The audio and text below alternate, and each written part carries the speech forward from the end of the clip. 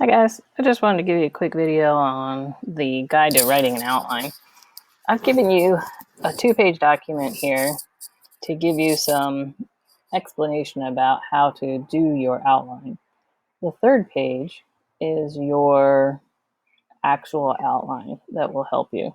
So replace this with your name and date, and you can just copy and paste this into a new document. When you submit it, I would not need these 2 pages of instructions. Let's just look at them real quickly.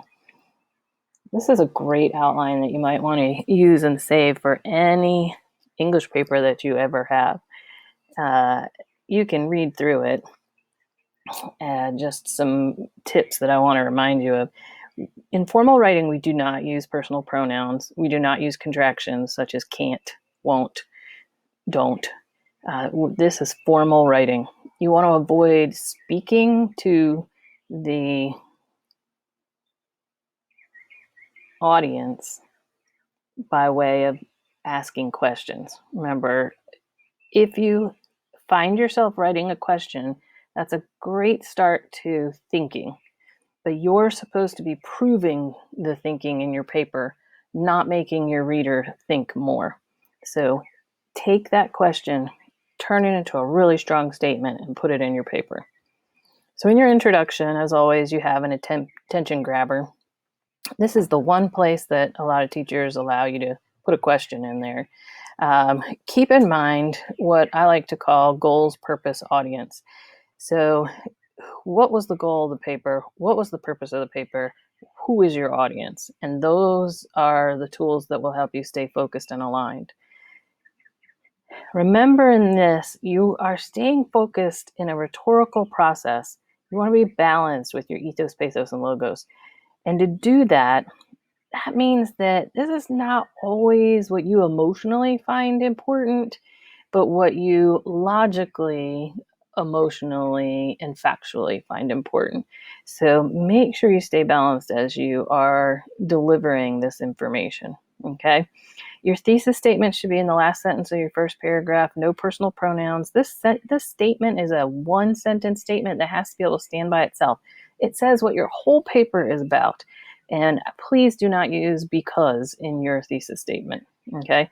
If you take your thesis statement out of your paper and put it on another piece of paper all by itself, I should be able to look at that thesis statement and know exactly what your whole paper is going to be about. And I should be able to predict what your topic sentences will be for each paragraph of your paper, because they will in some way touch back to your thesis statement. And in doing that, you will stay aligned and focused. In your body, you have your first point, and you keep repeating that process for however many body paragraphs that you have.